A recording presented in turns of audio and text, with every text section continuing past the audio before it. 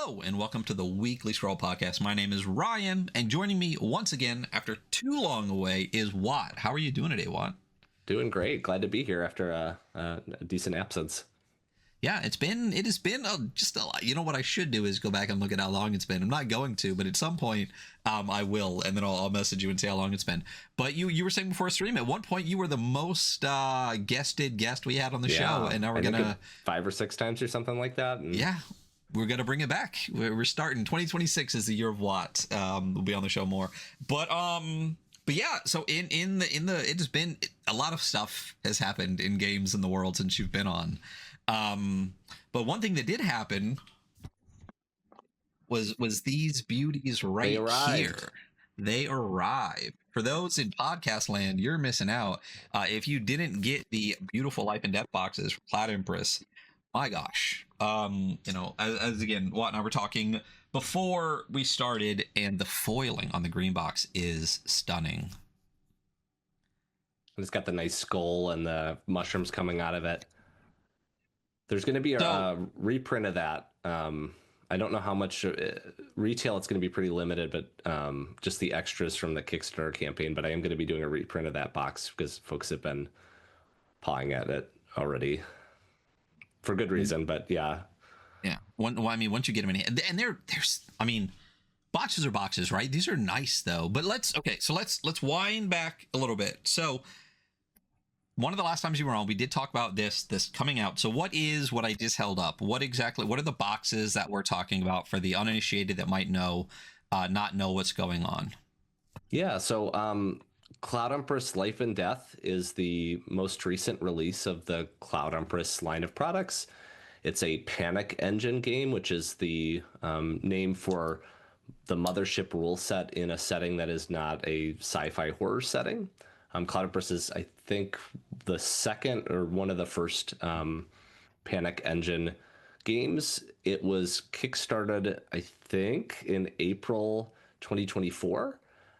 So after some delays that we could talk about, well-intentioned delays, it's coming out now. And so folks are getting this box set that comes with a hardcover version of the previously zine format rulebook and Land of Cicadas, which is a hex crawl setting book.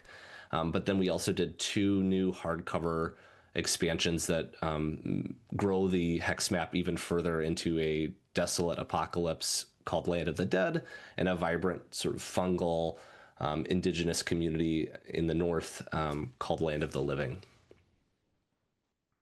I gotta say, I am an edgelord piece of shit. So from day one, from the second I heard about it, I was like, I cannot wait for Death to come out. This is the land I want to play in. This is the world I want to be in. All the skulls and mushrooms and everything. It's absolutely stunning. But yeah, so the new expansion came out. It came with the boxes. As you said, there were some slight delays and all of that. So tell me, one of the cool things that we've done on this show that I really enjoyed having you on a guest for is with some of the early stuff you did. We talked like before it all happened, and then we got to do like a breakdown of after it all happened. Mm-hmm. And then we also did, I think we did a writing seminar as well too, which was awesome. Yeah, but the post, yeah, that probably was a year from now. It was probably January, February for the Cloud Empress game jam. I think that was actually might have been one of the very first episodes of last year. So it might have literally been in the beginning of the year. Because I was just looking at this previously, because we had David Hoskins on recently, and he was one of our first guest after, I think, the special that we had. So you literally were our first episode last year, the very first episode after the 2024 year interview. So it was 1 year ago as of like the beginning of January. So less time actually than I thought. A year goes by. But I was saying something, and then I started looking at the podcast thing. But honestly, one of my favorite episodes that I've done here on the show was talking with you and getting the post Kickstarter stuff, because you are so diligent and just kind of stuff oriented with everything that you did. I feel like you did such an amazing job of like talking through the breakdowns and the good things and the bad things, and keeping it all together and still putting out such an incredible project. So after this most recent one, how did it go? How did things go with Life and Death? I think people are happy. I mean, ultimately, that's what's most important. I did a survey. I tried to do surveys after the campaign, and something like it's like 80-90% of people that responded to the survey, even higher, 95-98% kind of stuff. And I'll be sharing some of that in the Kickstarter updates and future campaigns. But people seem to be really happy with the product. They seem like the delays felt reasonable. And ultimately, I think one of the components of crowdfunding that I pride myself on is really high marks for the communication along the way, and making sure that people who are backing these projects and making these a reality feel like they are taken care of, and their money and their time is rewarded for their support. Yeah, I mean, so I backed too many. I'll say the number. I rarely do. I've pushed an 800 Kickstarters and well over 800 total crowdfunds. And I will say, that's probably the biggest thing is I don't care if a project is 4 years late. If through the entire process, if you say, hey, I'm going to update you every 2 months, every 3 months, every 4 months, and you actually do, I'm like, cool, I'll get it when I get it. That's fine. Like, it's the people that basically go, okay, I'm going to update you every month, and 3 months in go, I'm not doing this anymore. You'll get it when you get it. And then you don't hear anything. And then they get mad when you ask for an update, or there's like radio silence. And then every comment on the Kickstarter page is this dead yet? Is this dead now? Is this dead now? Because we're not Where's getting my any update? updates. You said Yeah. you were going to do this update in 3 weeks ago, and it's not here. Yeah. And that's just human nature. Is like human beings can handle a lot if they know what to expect. And it's the not knowing that I think drives most people crazy. So if I think a lot more people are like me, they're happy to wait if you tell me why I'm waiting, or what's going on, versus hearing just getting absolute radio silence. And you are great about that. I would get emails constantly. Like there was never a time where I was like, damn, what's going on, because I always kind of knew, like I heard in the last one what's going on. So I think you're really good about that. I mean, I think honestly, like your Kickstarters are some of the best I've backed in that regard, where I feel like the products are incredible, your communication's incredible, the Kickstarters are run really, really well, and then when you get it, you're just happy to have it. Because the number of projects I get where I'll get it and literally just be like, and like just chuck it in a drawer or something, because at this point I don't care, because the person like, I don't care about the project anymore because it took too long, or the person was like rude about something, or this or that, or just turned me off in some way. I probably have 2-3 boxes full of projects that I just got and don't care anymore because of the way it was run afterwards. And that's just never been a thing that, I think anyone could really say about yours. Yeah, and I think I really try to think about that crowdfunding experience as potentially a really positive experience. As a creator, it's really important to think, what is the perception of crowdfunding at this point, and how can I alleviate some of those challenges? I mean, I back a lot of projects on Kickstarter and BackerKit as well, and so I've been in those projects where people disappear, or creators aren't seeming to hold themselves accountable to a communication schedule that they've sort of set themselves to. But we create, as humans, pretty we attach those emotions from the campaign to the products that we receive, like you're talking about. And so even if you're a fan of a certain author or something, and they treat you like they're a jerk when you see them in person, it's like all of the media changes, right? Oh, I love this, but I had this really horrible experience with this person, and now I think about it a little differently. And so thinking about all of those touch points, especially too, as we're finishing up fulfillment, if somebody loses their package or something slightly damaged, it's so important to me to make those orders right, because this is going to be the forever impression of me if I do this incorrectly. And it's maybe only a couple dollars, or $20 on my end to make something right, whereas this is going to create such a big impression for this person if they wait all this time and their package is messed up, and I sort of act cheap about it. To answer your question earlier, though, in more detail, I think the three big sort of delays were one around the writing process. I thought having two writers on one of the books was going to speed stuff up, but the collaboration actually took a lot more time, and I think the book came out better for it. But it's two really large books. I think the other piece was me thinking, oh, well, I did the rule book in Land of Cicadas. I did two books last time. I'm going to be essentially doing maybe a book and a half on this. But the setting books are a lot more complicated and complex. The other piece was I don't exactly remember where it started, but I spent a lot of time working on Land of the Dead has a time heist in it, or where you go into the past, but it's a memory of the past. And so getting that to be understandable and clear and playable took a lot of time. And I'm not sure I was entirely successful, but it was it's this big sprawling kind of thing that you can do in one part of the game, and that was difficult. The other piece was I ran into a ton of problems with Affinity. Affinity is Adobe's major competitor in the like layout area, so files weren't exporting at the right DPI, and images were not showing up because of overlay on multiple. There was images were just like not appearing when I would do these exports, and it was this known issue that was existed for like 6 to 8 months that no one was addressing. And so the actual pre-production process with Panda, the game manufacturer, took like 2 to 3 times the length that I thought it would. And then once you start to get into the fall, we had to push some stuff back because of holiday shipping surcharges. So if you start to ship out games in November, prices can increase like 20 to 30%, if not more. And so the decision was made to wait until January to start to do fulfillment, because it would reduce those shipping charges, which were already had increased because of the length of the campaign. But then also I think there was another 10% tariff that we got hit by, that was unanticipated. Could have been a lot worse, but so I think those were the primary delays with the project, and ultimately, like many Kickstarter campaigns, biting off maybe more than I could chew, but it's done. It's here. Yeah, it exists. It's in people's hands.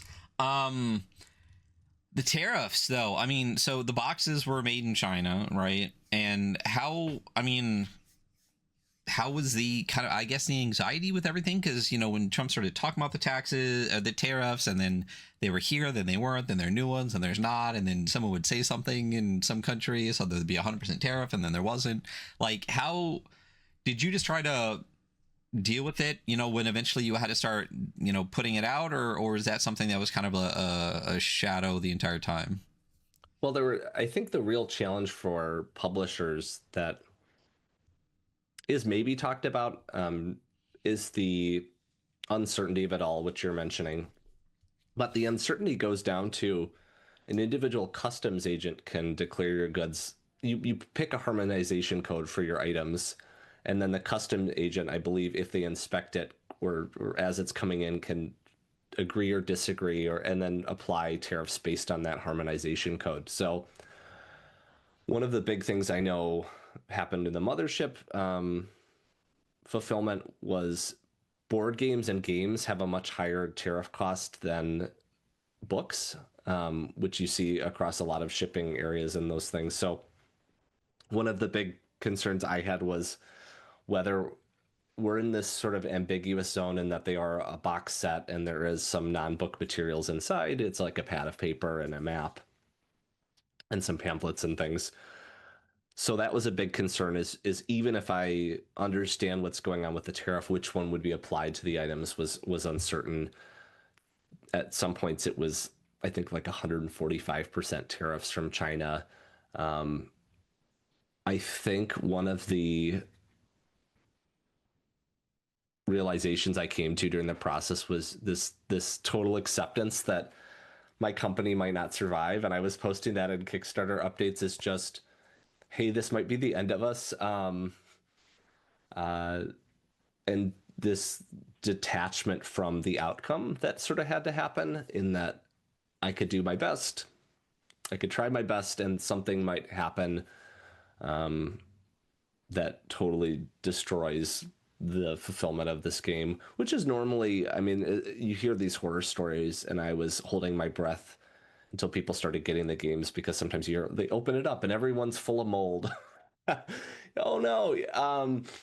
So no horror stories, and we weren't, the tariffs were what we anticipated and shipping prices were what we anticipated, but a lot of it is sort of holding your breath, and ultimately, one, making a decision at a certain point. There were some tariff talks. I mean, it seemed to be happening every 3 months or so with China. And so eventually just we shipped it, and you just, it's on the ocean for a month or two. And you're just like, well, I don't know what's going to happen when it hits. I did hear about some options to put materials into warehouses that weren't, that were pre-custom warehouses or something that you could maybe do. So that was my sort of back pocket. Like if we're really in trouble, I heard about some people on the news like keeping stuff in warehouses and then importing it at a later date. So I just sort of thought, day at a time kind of thing, and just, but it was a lot of stress and unnecessarily so. Yeah. Unnecessarily, as in, like, in the end, it wasn't as bad as it could have been. Um, American businesses should not be subjected to this type of uncertainty and chaos. It doesn't particularly benefit anyone, and now we're seeing that it was unconstitutional and that people might be getting these refunds, and it's such an odd situation in that some people with their bath mats or whatever product games may be coming in would get these 145% charges that they did have to pay, and maybe they went out of business, right? And that was the outcome because they were importing their goods at this 1 week before the negotiations had fully solidified, is my understanding. And so the cruelty and the uncertainty and the chance of it all is just really you can't plan for that, right? And so one of the things that is also challenging is Rust Wings, which we'll talk more about, is also going to be printed in China, and it's sort of like just trusting that things will go the way they go, and also, like we mentioned with the crowdfunding process, really communicating things early and saying, hey, if tariffs happen, this is how we're going to deal with them, and here's how much I think I'll be able to eat from the product, but I may have to pass on, or I will have to pass on this much to consumers because it's shipping related costs, those kinds of things. Just communicating early and often about them. We had a lot of sympathy, though. I think the word had gone out and people were pretty outraged in our hobby spaces around it, and so there was a lot of sympathy and volunteering to pay or not have me completely own that cost. Yeah, and in the end, like, how, I mean, I'm not asking how much, like, you made or how much whatever, but, like, was it, like, as bad as you thought? Was it about what it was, or is everything, like, you're good, like, it ended up being, like, okay, or? Um, I think for a variety of factors, my coffers are really empty right now. So we're going into Rust Wings and hoping the project does well. I've been sort of thinking a lot about what it means to be in this industry. I think last year I probably made 20,000 from, like, as a personal salary for maybe an hour to 3 hours of work every day. So the numbers on that, I don't think are, I don't know how those numbers sound, but it's not a very lucrative career choice. And I have a full-time job on top of this that helps. But my wife's going back to work, and so that'll create some. I was sort of the primary breadwinner of the family for my wife and my child, and so our financial situation is going to be changing in the future, and I think that will create some freedom for me to maybe publish less frequently and rely on that less a little bit, which feels exciting. But I really empathize with people that try to make this their livelihood. It's very, very difficult to do.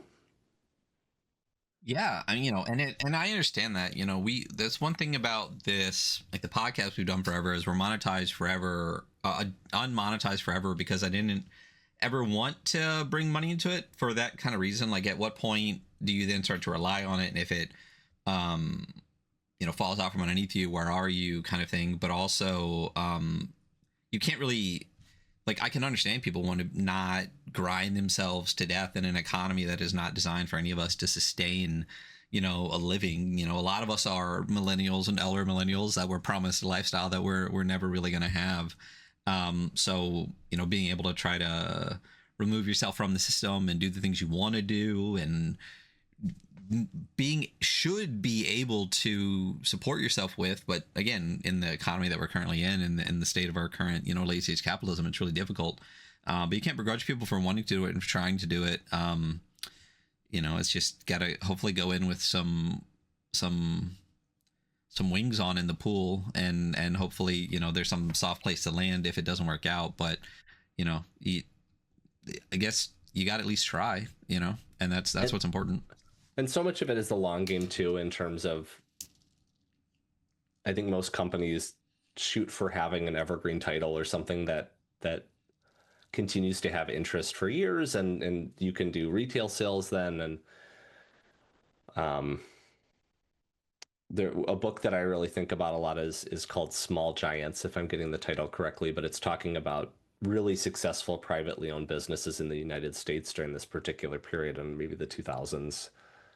But it talked about what made these businesses successful, and they went back and looked at the businesses, and 30% of them had gone out of business since they had written this book or something like that. And one of the additions they added was cash streams. So liquid cash coming into your business as a major factor in terms of what storms you could weather, and diversifying that cash flow. And so one of the things I did recently was I started a Patreon. I was really Patreon averse because I really am challenged by the world we live in that there's so many asks for $1 or $2 everywhere we go.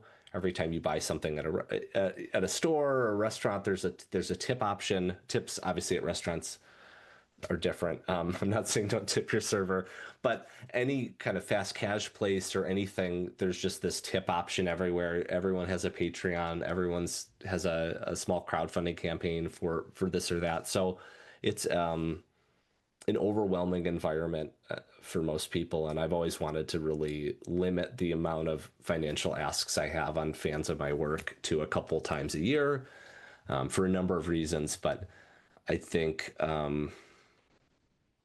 I'm hoping to really push into longer and longer and longer development cycles where people can fund and support the work as it's happening. I think there are benefits around that. So the idea is maybe have a game on Patreon that I'm putting out for a year or 2 years or 3 years that people can see, play test, and start to enjoy. And then a crowdfunding campaign that sort of solidifies that in a print product.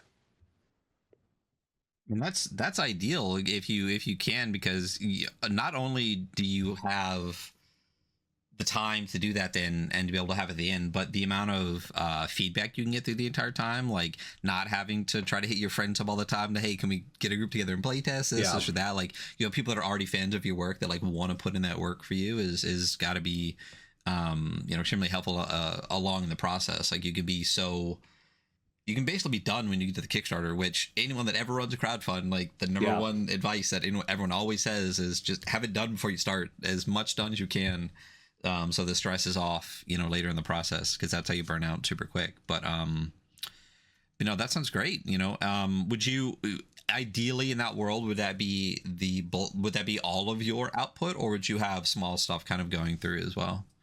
I think the idea is, big project, little project kind of thing. So since we last talked, I also did Stories from the Slip, which was a small zine bundle written in the world of Cloud Empress, along with a almanac, which is the collections for my newsletter expansion. So I do a free newsletter expansion for Cloud Empress, and forthcoming games.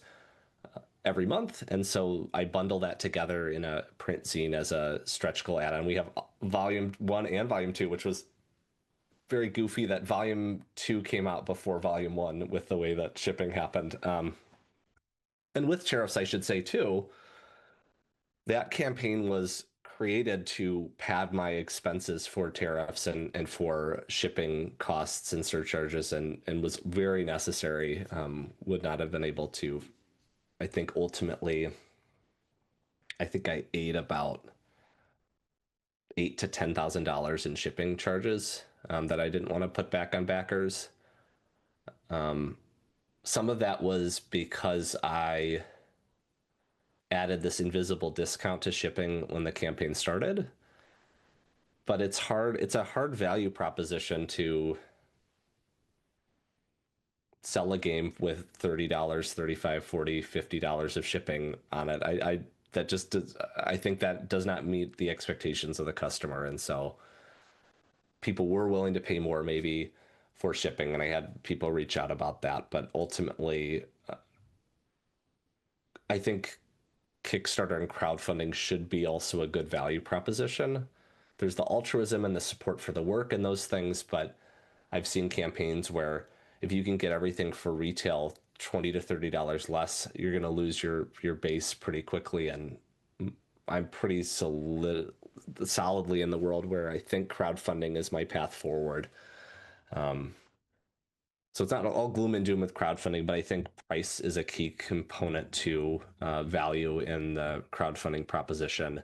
And part of that too is just maybe letting stuff. I mean, Cloud Empress has been sold out everywhere for 4 to 5 months or so. And so I've had lots of people reaching out. I just can't get these books anywhere. Where are they? And so the other thing is like just maybe being more comfortable with stuff being sold out until I can do reprints through the crowdfunding, is unfortunate as that is for, I think, the accessibility, but also moving into Rust Wings, which we'll talk more about probably in the near future.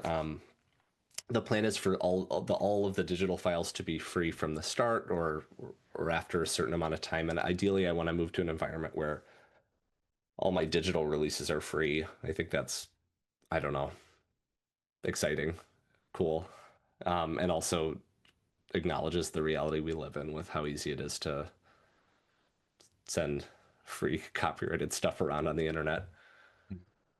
Yeah, I mean, so a couple of things. I had to erase my board and start writing notes. The shipping thing, I mean, I agree with you to a point. I think that maybe when a year ago when your Kickstarter happened was still after shipping prices had been crazy, and in that past year they've gotten so up and down and crazy into that it's, I think people do have, maybe just me because I buy so much shit, but I think people have a better understanding of that shipping is just fucking expensive now. I mean, the number of things that I buy where the shipping costs more than the thing that I bought is crazy. But it's becoming just a reality, I think, for a lot of people. Like if you're not buying, especially, for whatever reason in our hobby, we have a lot of people in Europe, especially, in England and stuff. If I want to buy something from them, I bought something recently that cost $35 and it was $36 shipping. So it costs $1 more to ship. Pledge was something like that, right? Yeah. I think the challenge though is if you can get it retail then, right? So if you can buy Cloud Empress from Tuesday Night Games or Exalted Funeral or something, their shipping's going to be like $10 to $15 probably. Yeah, but I mean, so yes, but you also have fans and supporters, right? So Cairn, is, and this kind of goes to a later point you have, Cairn is free. Cairn has always been free. Cairn will always be free. And even when the Cairn Kickstarter started, they said as soon as the Kickstarter is over, we're going to put it at print on demand, pay, at cost from Lulu. So you can always just wait for that. And the Kickstarter still made $250,000. So I think, a lot of it is people that are willing to support you and pay that extra now as opposed to waiting for retail because they're fans of you and your work and they want the support, which I think, I mean, I do. I think Cloud Empress has a lot of fans. I think Cloud Empress is probably the biggest, non-Mothership Panic Engine thing out there, and Mothership is always, it's going to be big forever. So Cloud Empress is up there as well. So, and kind of trying transitioning into that last point you had with the free digital releases, I make this argument all the time.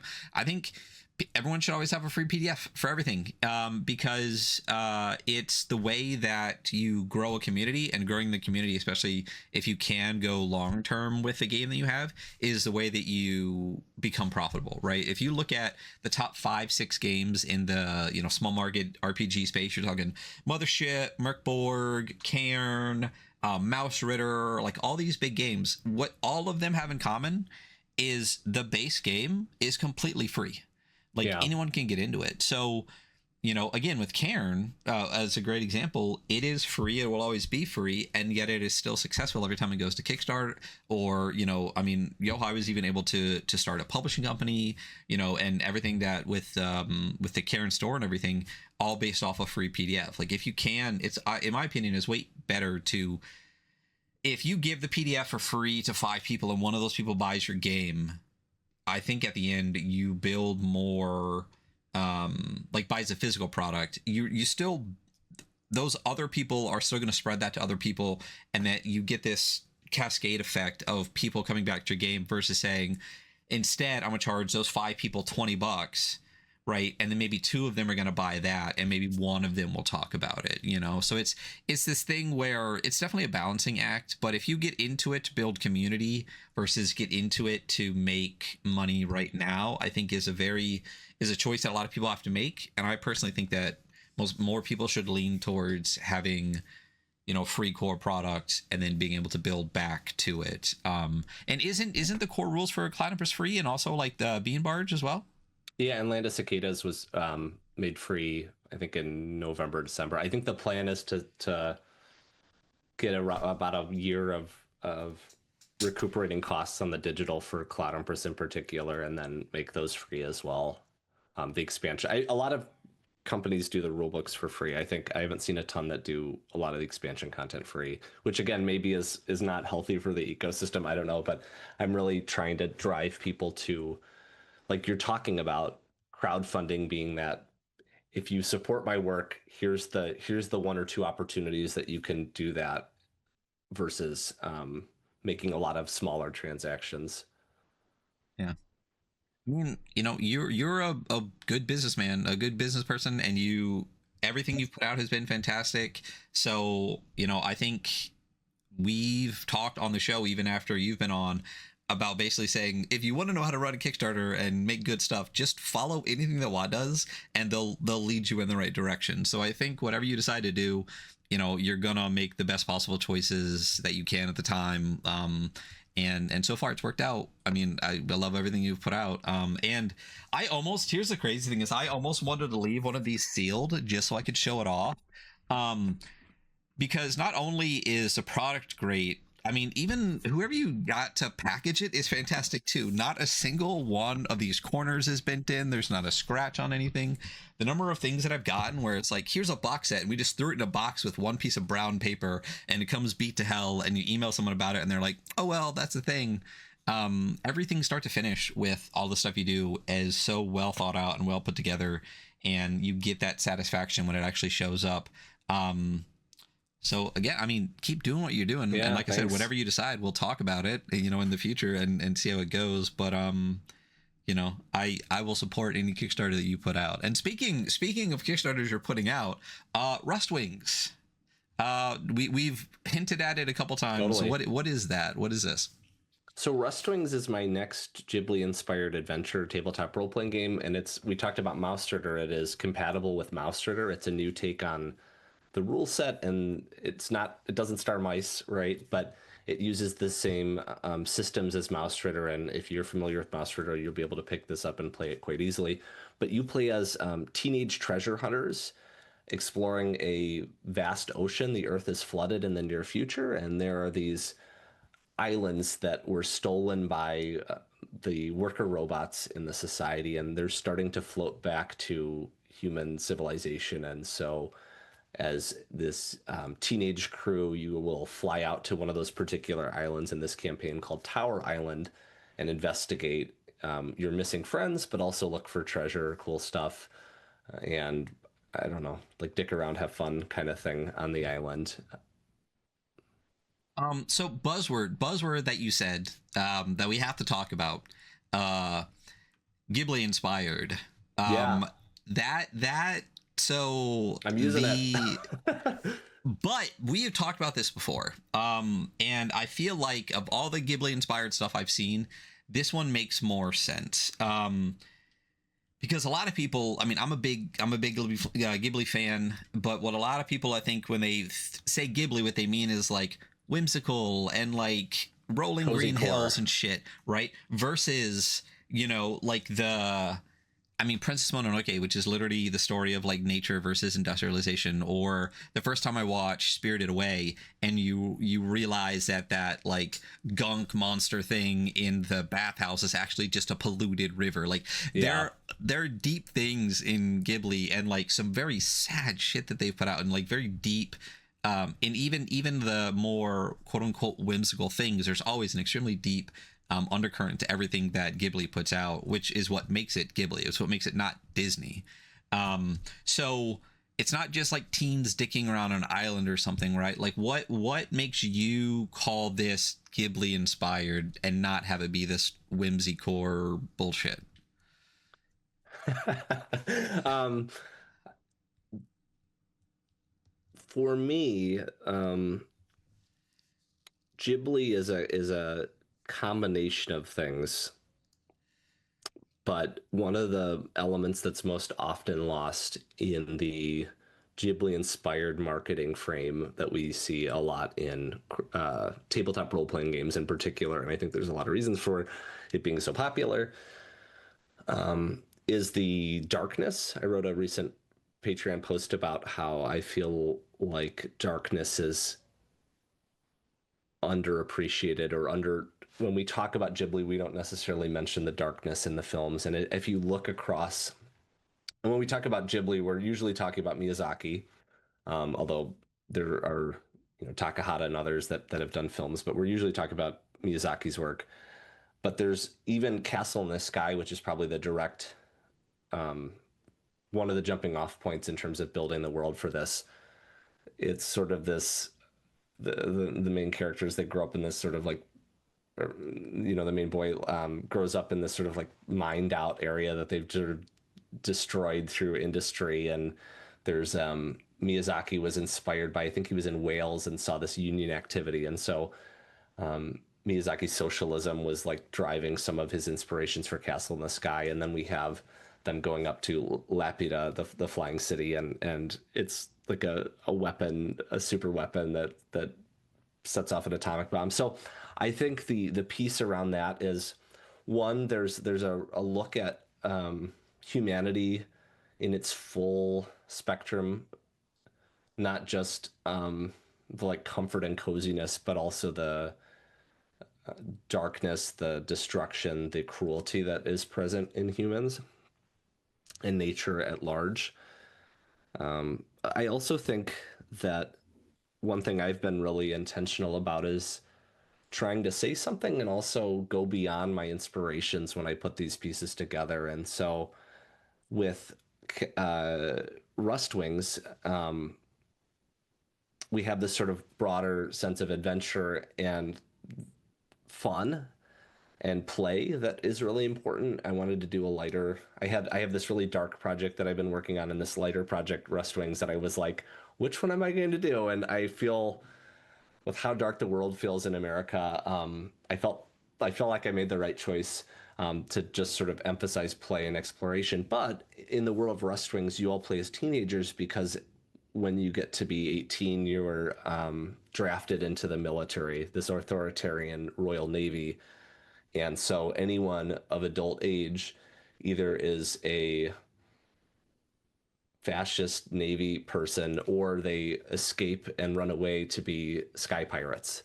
And so your parents, you don't have parents because they're either serving in the military or they've run away to become sky pirates. And so the main characters are watched over by their grandparents, and they have a lot of free time in this sort of industrial oil rig that they all live in, and also then dealing a lot with this broader robot revolution that happened where robot kind 50 years ago laid down their tools and decided not to work. And so trying to deal with some of those broader social and ecological questions in the sense of or in the setting of a role-playing game is something that's really important, and actually say something with the work that's put out, not just sort of a best of Miyazaki images kind of thing.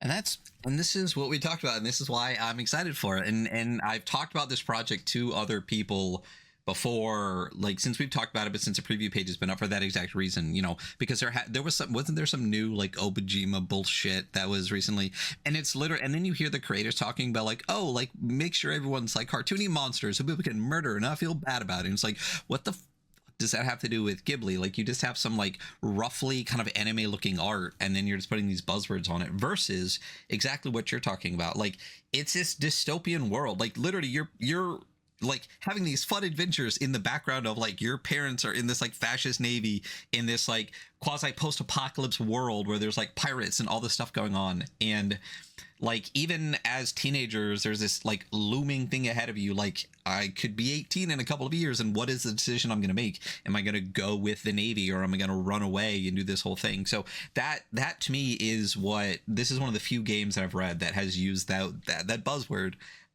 where it feels like it actually fits because of the thought that you're putting into it. And you can see how that correlates to a lot of the stuff you've done in Cloud Empress too, though. Like, a lot of even the first adventure you ran for us on the show, where we went down into this like broken down kind of like arcology, and there was like things that were plugged in, but like life coming from it too.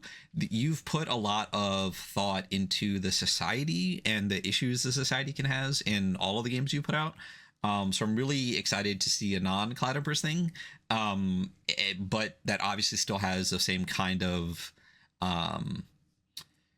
like passion for that kind of like aspect of the games that you put out. And Mausritter is one of my favorite games of all time. I think in a certain light, Mausritter might be the best ttrpg ever written.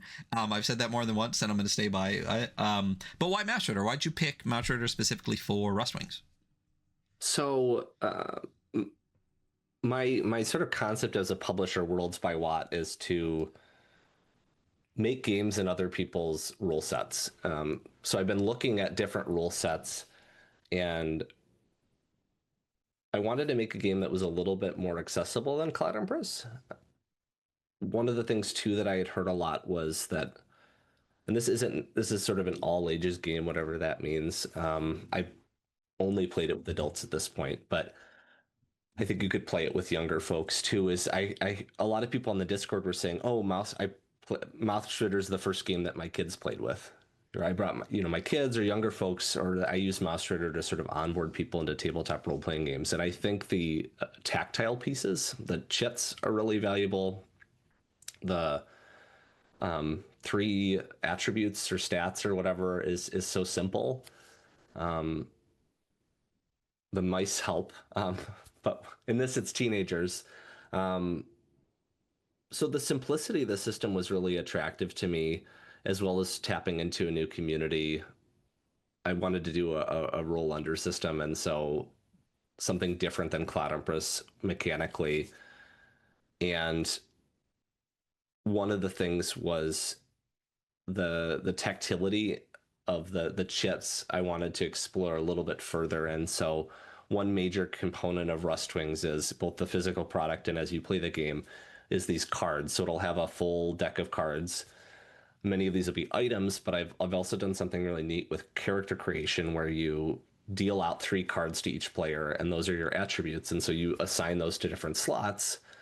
They can vary, I think it's like 8 to 14, or I forget what the number spread is exactly. But then when you take a wound, you flip that card and there's a wounded side. And so for some particularly low stats, the number increases quite considerably. Whereas if you had a particular high attribute, it might go down, as you might expect.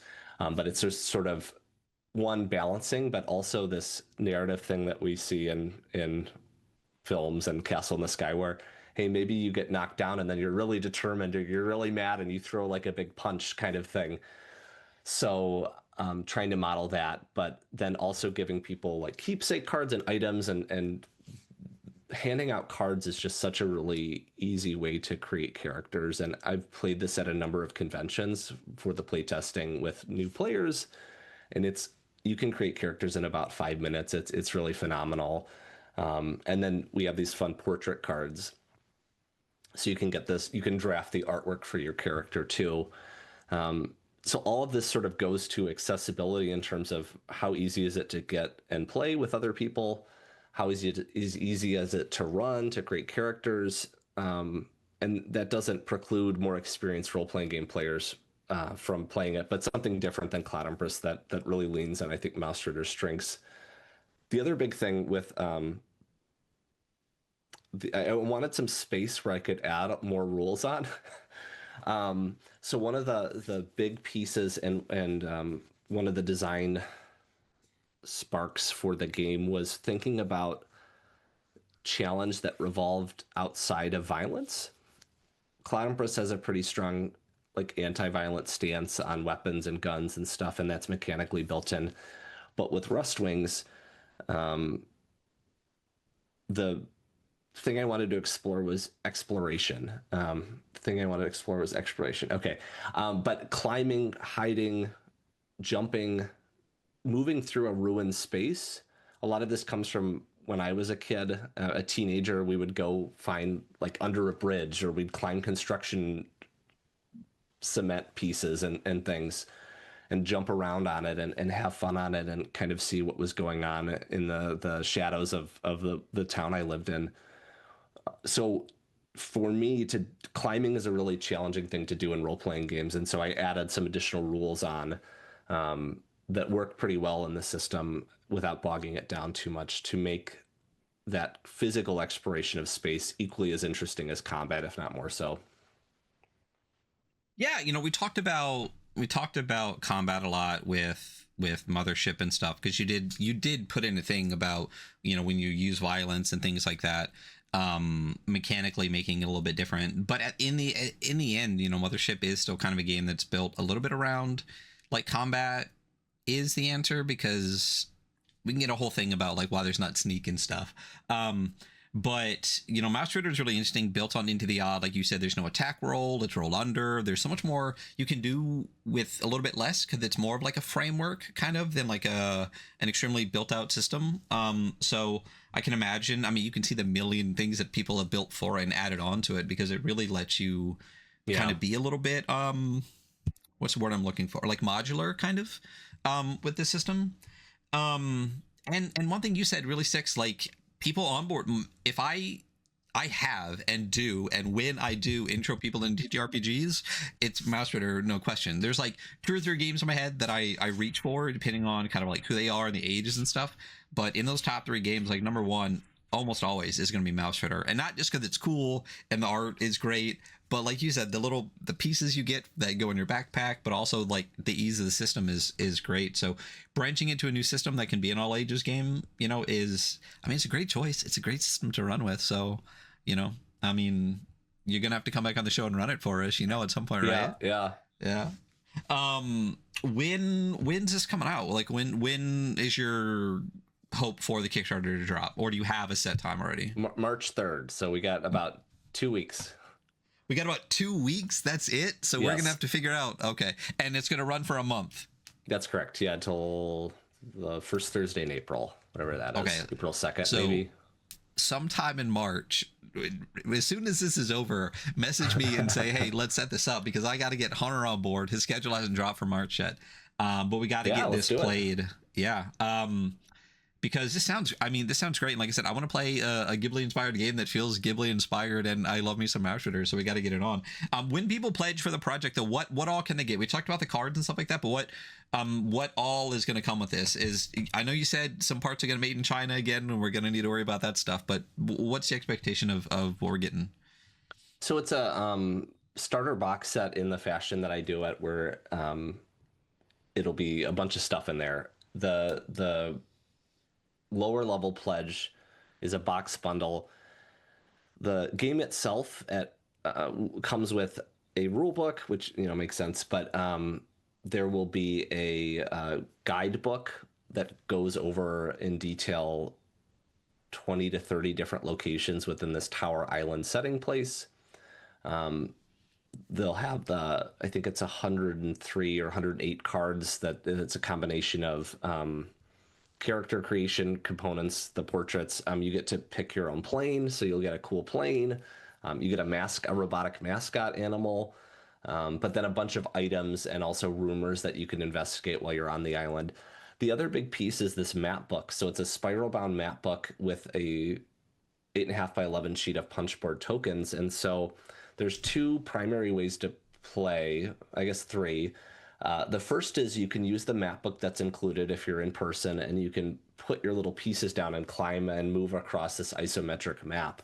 With climbing and jumping and traversing space, the two big challenges that I ran into as I've been playtesting this for quite a bit of time is one, and just playing role-playing games in general, but is one, having players all understand the space that they're discussing. If you're saying, hey, I need to climb up here, people want to know, well, how high is it? And how close is it to this other thing if I want to jump across? And so there are these isometric maps that are in this map book. So each location will have its own map that then you can put these punchboard tokens that match the portraits that you've chosen for your characters on and move across, and different NPC or threat tokens as well.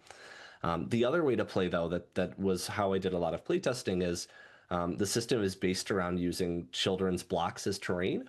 And so you can dump a pile of blocks out and either build it in a pre-configured map, as you'll see in Tower Island, or there will be rules for procedural generation maps and making your own maps out of these children's blocks. But it's been a really eye-catching table presence to have like this tower built out of children's blocks that you can put together pretty quickly. You then put these points of interest markers. So we put these little question marks all over it. And so those are things that warrant more investigation, whether the players choose to or not. If you choose to investigate, though, it's going to advance the time track, which will create further consequences. And so the nice thing about that is I've been finding players don't like flip over every token.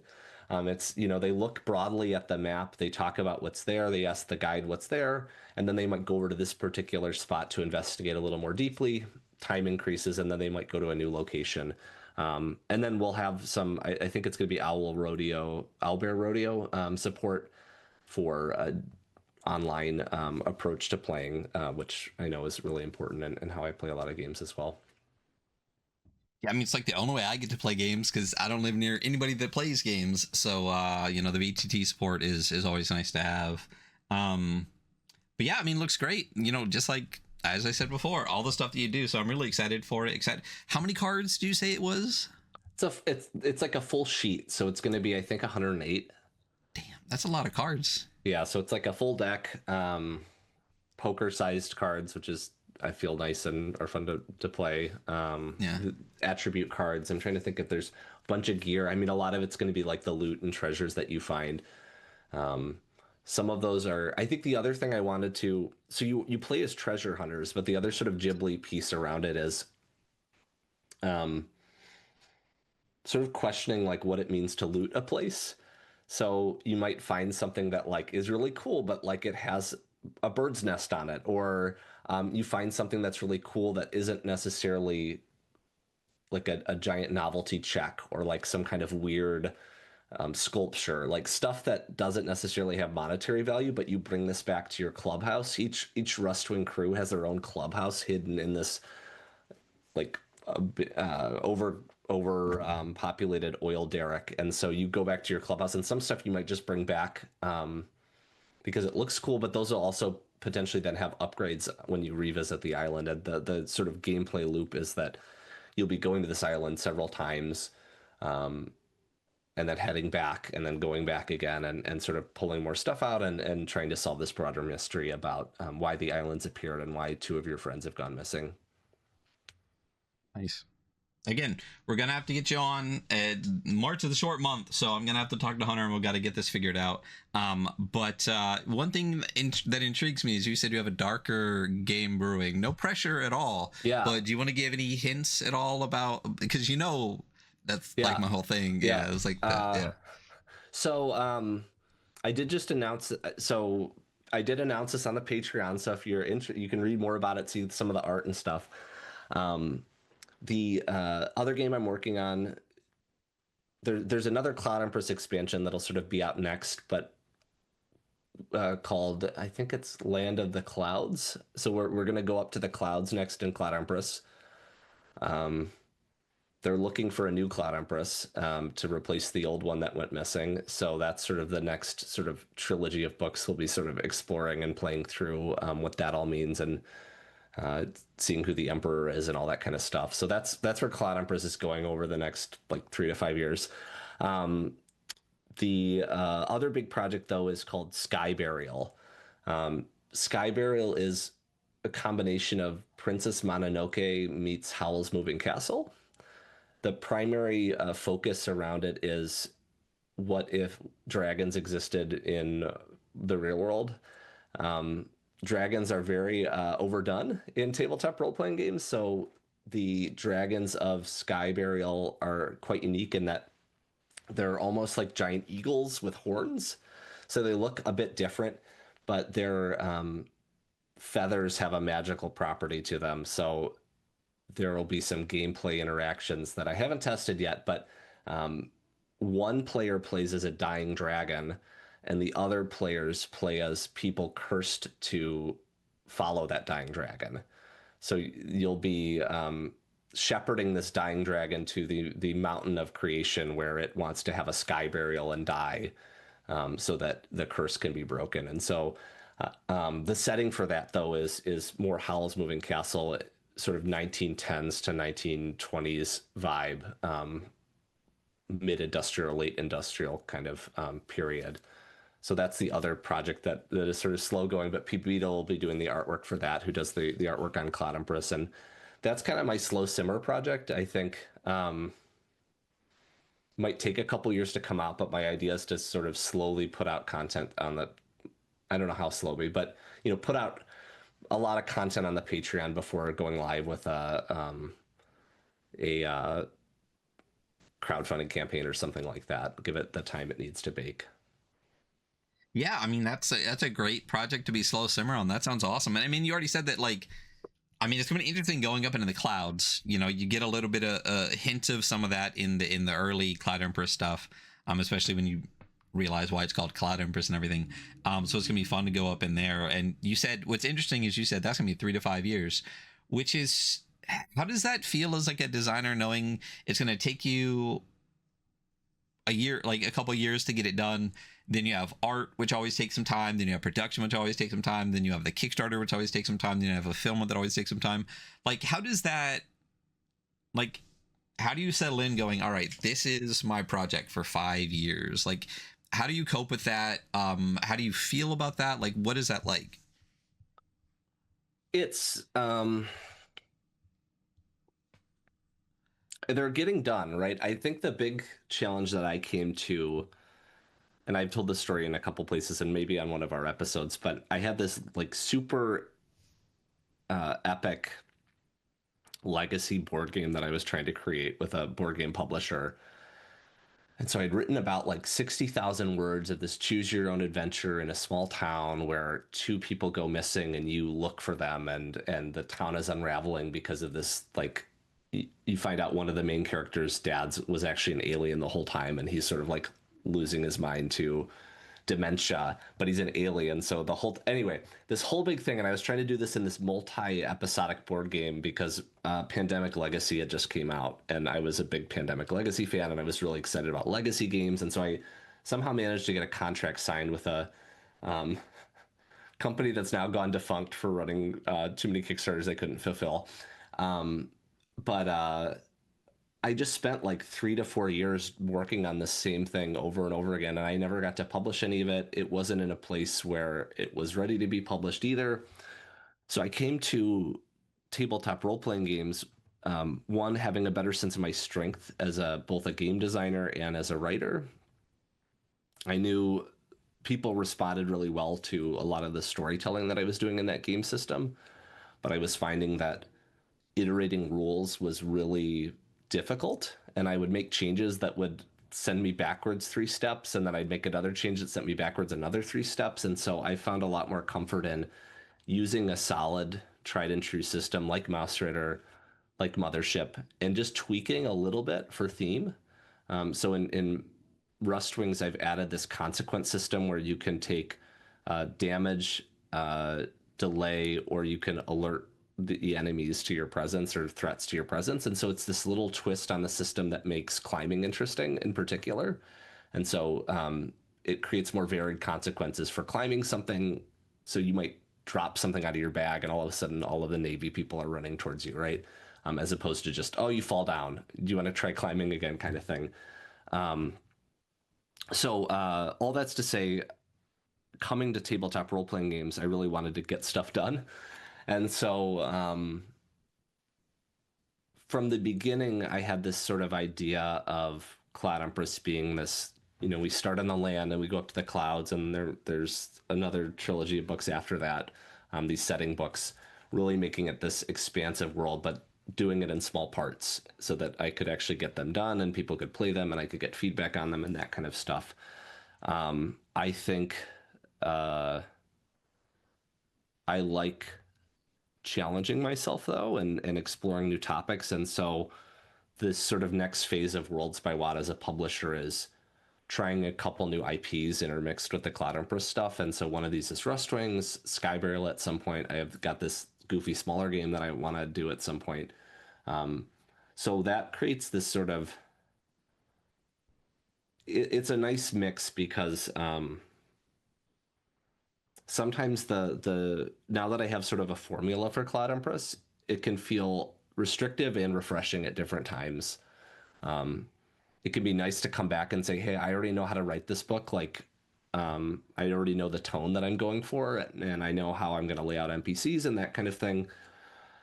But then also like, oh, I might want to try something, different. Like people say, oh, well, this, I don't feel like this rule system totally matches the vibe, or I don't know, stuff like that. And I just have to be like, well, that's what we did at the time. I don't know. Like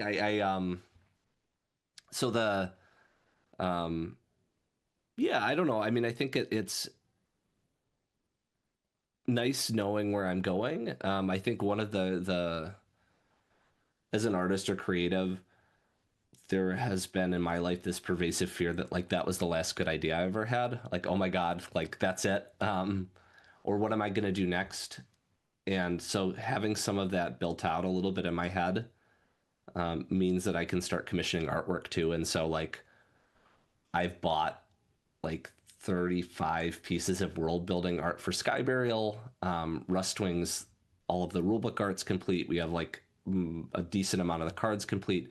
So that's the other piece with timeline. I found that artwork is the critical path. If you look in project management is artwork.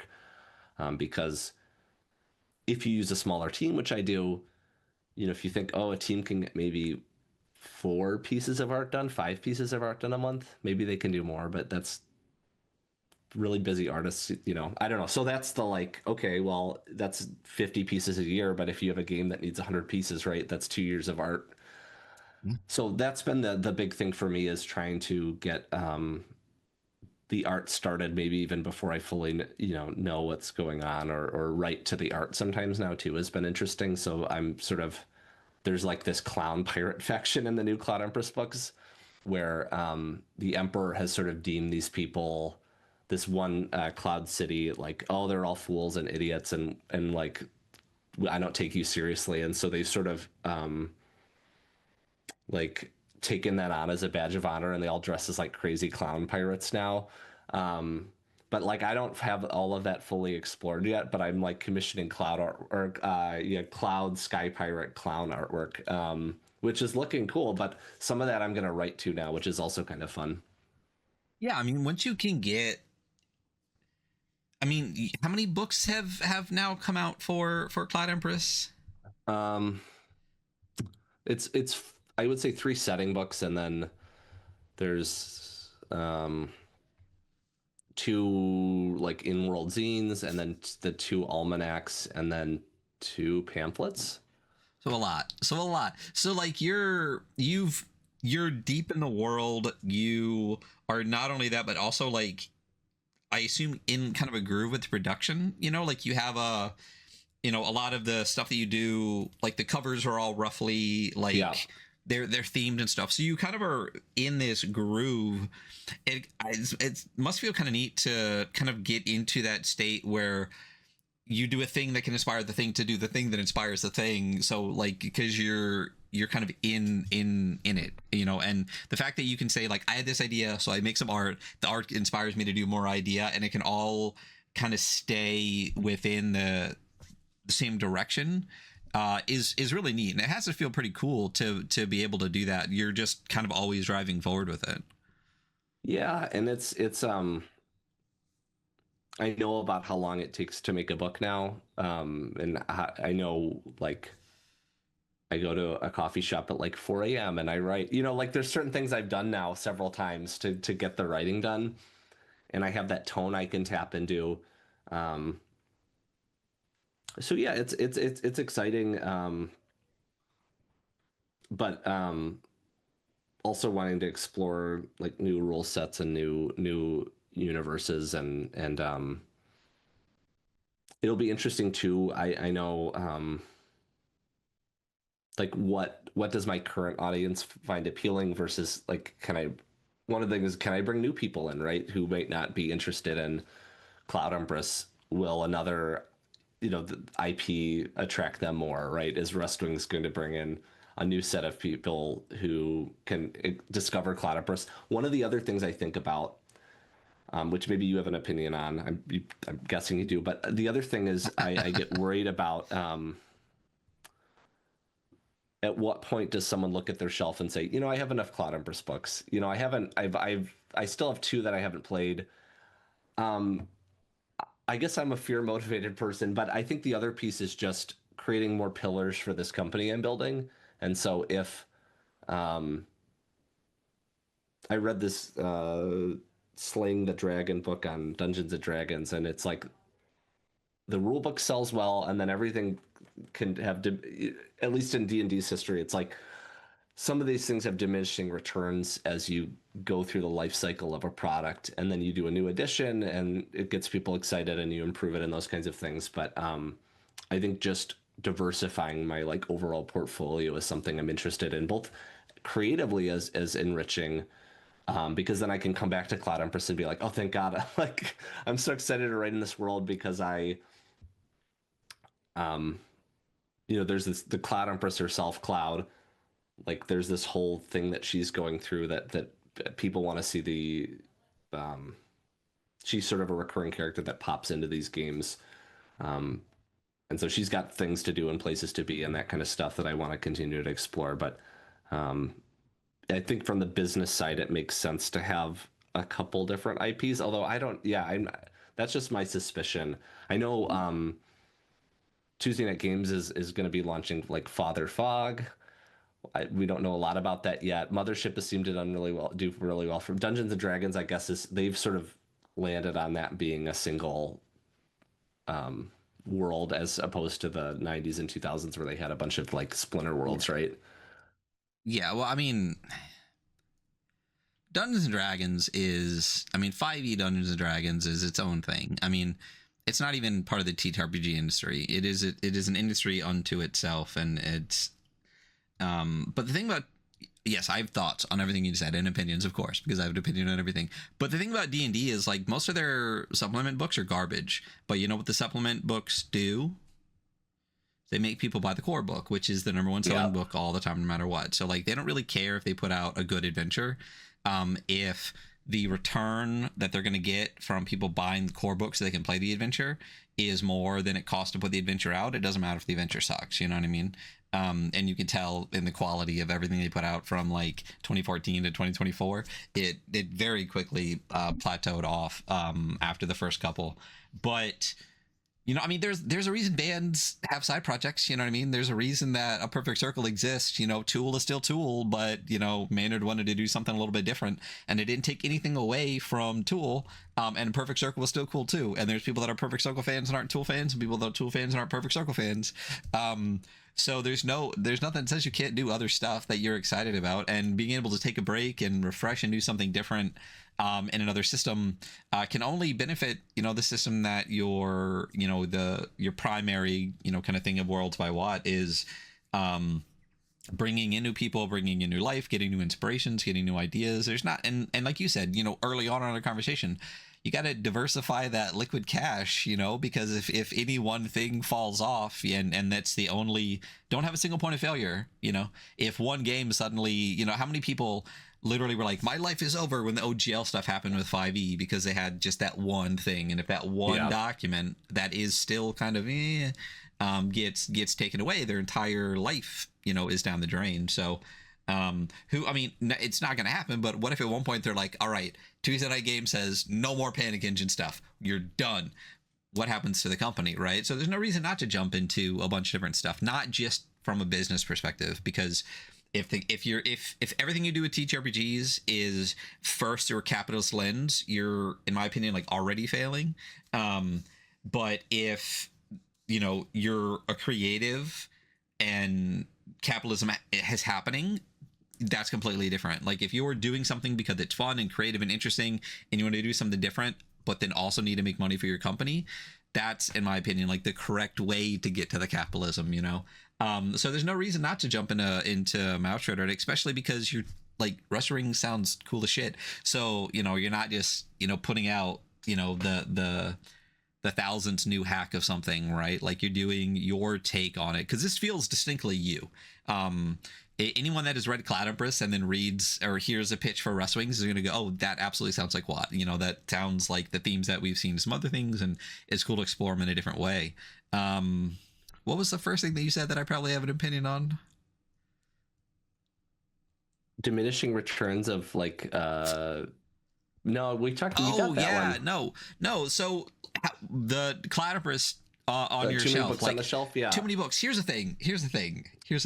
I've read. You may be an outlier on this one, though. I've read most of everything on my shelf. Have I played most of it? No. Have I played a lot of it? Yes. I have played dozens and dozens of games. I have read hundreds and hundreds of games. The thing about especially the setting books and stuff you're putting out is it's great to get it to the table. Have I been able to get everything from Cloud Empress to the table? No. Will I ever be able to get everything you put out? No. Will I be able to read all of it and have fun stories in my head and see the directions you're going? Yes. I don't see really any difference between that and like, who's gonna, like, when Joe Abercrombie puts out another book, I'm like, I have enough novels on my, I don't need the next book in the series. No one's ever going to say that. You know what I mean? Yeah, like, it's really cool. And the way that you're putting out the books as, here's what's happening here. And then there's movement and time in the way that you put out the setting books. Yeah. It's not just continue. Like, yeah, here's the one snapshot and we're just giving you all the different views. There is a story even within the way the setting is progressing, where even if not everyone's able to get everything to the table, it's still exciting to read and see the advancement of the story and the adventures you could do. And like, even just prepping stuff is fun. So I don't think anyone's really going to be like, I have enough Cloud Empress. Like, you know, it's not just like, here's another system that, and another system. It's like, it's more setting. And even if you skip setting book 1, setting book 2, setting book 3, and then dead stuff comes up and you're like, all right, well, that's the one I'm gonna hop in. That's like, the one for me. Yeah, that's the thing, is I don't think people are gonna get tired of it because of the way that you're writing it specifically. So I wouldn't worry about that at all.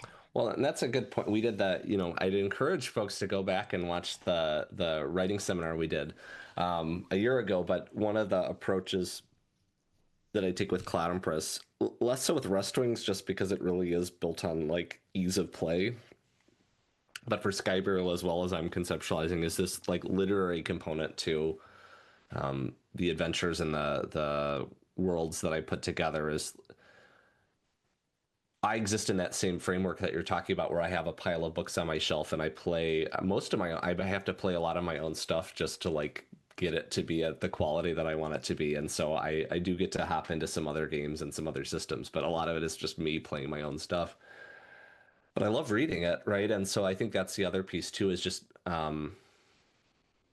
balancing the the UX piece of rules and books and manuals with the fact that like we may never need it for that function. The imagination and the enjoyment of reading is also integral to a lot of people, how they play, or I guess experience role playing games.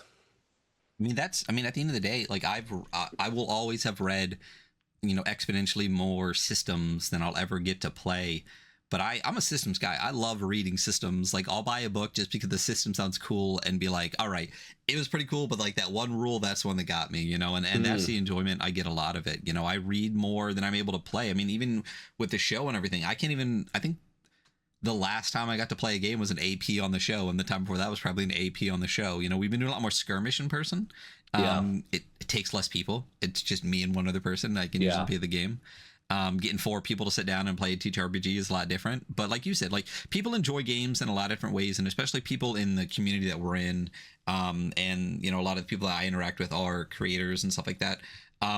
People like to read other people's stuff, and people like systems, and people like games, and people like reading something that's ttrpg based because they enjoy this space and seeing, if they use bullet points or the way that the layout works in the system and stuff like that. So, like you said, there's a lot of ways people can enjoy it, and the target audience isn't always just going to be the player or the GM for the ttrpg stuff that people are putting out, for the game stuff that people are putting out.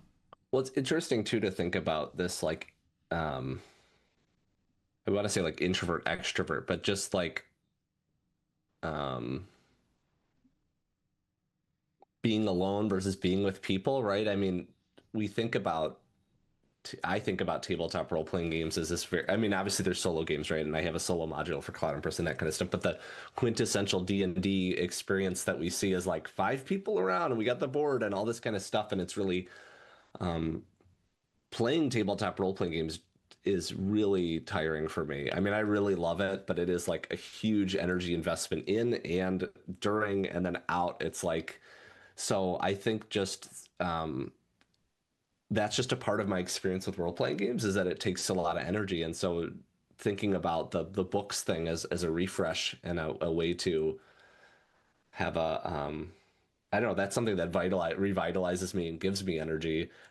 Playing games does too. And normally when especially I run a lot of sessions, as other GMs I know say, it's like, I'm like, oh my God, why did I say I was going to do this? And this is like, this doom that I feel, and then I'm like, I am having fun, and then I come home and I'm like, I had the best time, I want to do it again, all this kind of thing. But just thinking about how we use our energy as it relates to the hobby is pretty interesting too.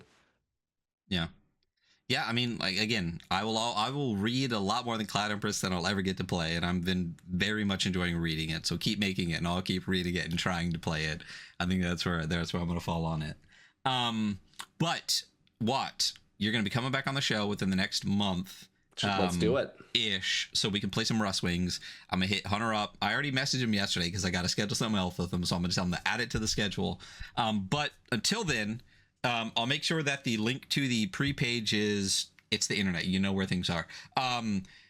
So that people can save the Kickstarter for Rust Wings. But where else can people find your stuff? Where can people find Cloud Empress? Where can people find Worlds by Watt? Where can people find you? Yeah, so Cloud Empress, you can go to cloudempress.com. That is a link to my newsletter, but my newsletter is right now Worlds by Watt at Substack. And then I am Worlds by Watt at Blue Sky and Worlds by Watt on Patreon now. So the newsletter is probably the best way to hear about everything else that's going on, but encourage folks, if they are interested in the Rust Wings campaign, to take a look. I'm doing like an early bird thing, so you get a free Grumpy Frog portrait. It's like this mean looking frog with a prosthetic arm holding a cup of tea. So if you back in the first 48 hours, you get a free little extra thank you because of how important that time period is for the crowdfunding process. They look grumpy, so yeah. So cool. So what? Always a pleasure to have you on the show. You're gonna come back, and this is not gonna be the last time. I think this year, even with Rust Wings stuff coming on. So thank you so much. Really appreciate it. And like I said, always a pleasure. Awesome. Yeah, thanks so much for having me. Yeah. That's it for today. We will see all of you later, and you will see Watt soon again. Bye, everybody.